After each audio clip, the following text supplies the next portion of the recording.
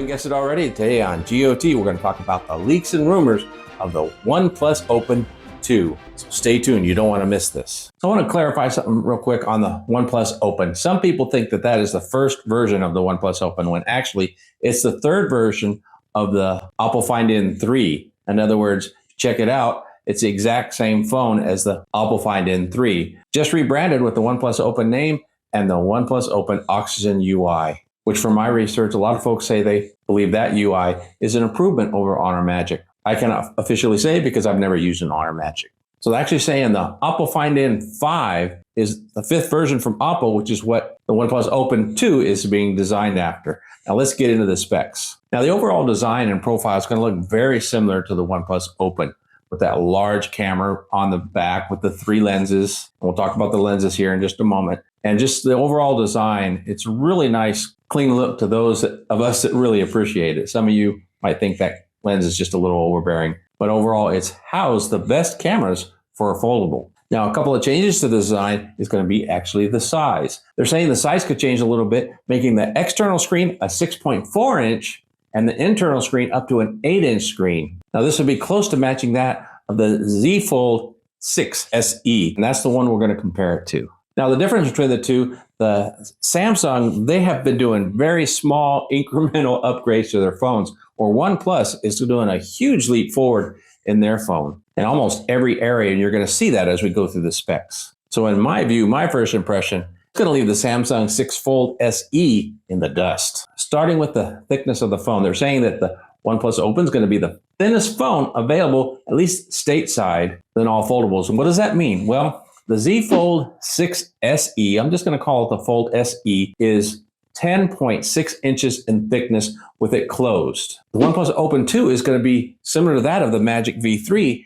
and only going to be 9.2, 9.3 millimeters closed. So that's quite a bit thinner. And then with the phones open, the SE is 5.6 millimeters thick, and the OnePlus Open is going to be somewhere around 4.8, 4.9. Yes, making it the thinnest fold available in the US. Now, the OnePlus Open has a head start on all these other competitors, even the Honor Magic V3, since it's the first international foldable that ended up going global. So yes, the OnePlus Open competes with all the competitors there in China as well as the United States. So it's going to make quite the big splash here when it's released. Now let's move on. That internal screen, or the screens, are supposed to be getting up to 3,000 nits in brightness, whereas on the Samsung SE, it's still at 2600, which is the same as a standard version of the Z Fold 6. Now, where the SE did improve over its original model, they put 16 gigs of RAM in there instead of 12, which you find in the Z Fold 6.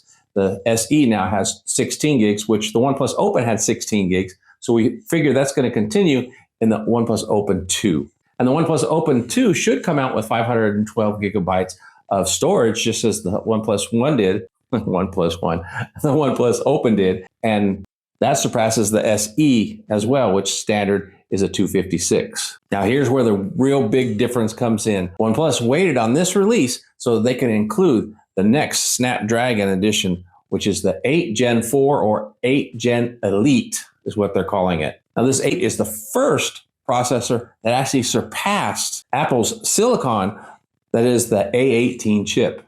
Now that's really impressive. And they're going to put that in the OnePlus Open 2. Well, that's going to really blow away the Z Fold SE. And the OnePlus Open 2 should end up being released with Android 15 and their updated OI so that they can really take advantage of all those AI features and integrate them into the phone. Thank you for hanging out with me in this video so far. If you like what the content that you're seeing, please let me know by smashing that like button down the bottom. It really does help out the channel. It's really easy to do and it doesn't cost you anything. Just go ahead and click it. And I thank you and appreciate you. Now let's go talk about the cameras real quick. There's not a whole lot of detail other than they are going to do a triple threat.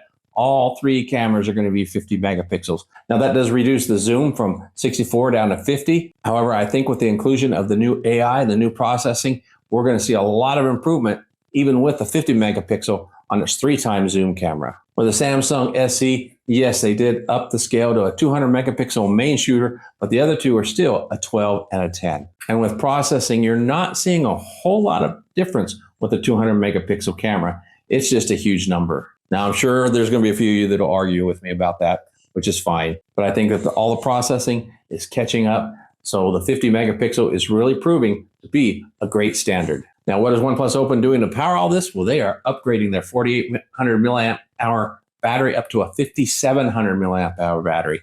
How does that compare to the 6 SE? Well, it's got a 4400. It's got the same size battery as the standard model Z Fold 6. So it's not getting much improvement with a larger screen and the same processor. So the OnePlus Open, having the larger battery and the faster chip and better performance, it should do really well and last a long time. And another rumor is they're going to add wireless charging to the OnePlus Open, because that's the one thing that's been missing. However, I prefer the 67-watt charging over wireless charging any day. So hopefully they'll continue to have the 67-watt charger. Rumor is they are. I'm not quite sure how they're going to combine that also with the wireless charging and going thinner on the phone. That's an awful lot to pack in that phone. But the Honor Magic V3 does it, so we'll have to see. Now, I did a little research because I'm sure some of you are wondering, well, I have the OnePlus Open, but will it be worth trading in an upgrade? What will they give me? Well, the research I've done shows that they're probably going to give somewhere between $750 to $800 trade-in value from your OnePlus Open, your single. So about half the cost of the OnePlus Open 2. That is, if they remain the same price, which was $1699, they might drop it down to $1599. However, I doubt it. But if they do have it at $1699, you get almost half of that in trade-in value. So will it be worth the trade? If all those rumors are true, I say it will be. Now that's it. That's all I have for now. I will continue to add more clarity to any of these rumors and leaks that we might get in the future. But this so far sounds like it's going to be an exciting phone. Oh yeah, and when will it be released? They're saying the first quarter of next year. So somewhere between January and March. So right around the time of the new Samsung S series phones. So we'll see how that turns out. So make sure you don't miss any of those updates by subscribing to the channel. And if you haven't already, make sure to smash that like button, because it really does help out the channel. And while you're down there, leave a comment. Let me know what you think. Are you excited about the OnePlus Open 2? Are you looking forward to getting this thing? Have you been waiting to get that one and not getting the OnePlus Open? Let me know down in the comments. Is there anything I missed? Go ahead and also tell me that down in the comments. And don't forget to follow GOT on all the social media. Thanks for hanging out with me. Until next time, God bless.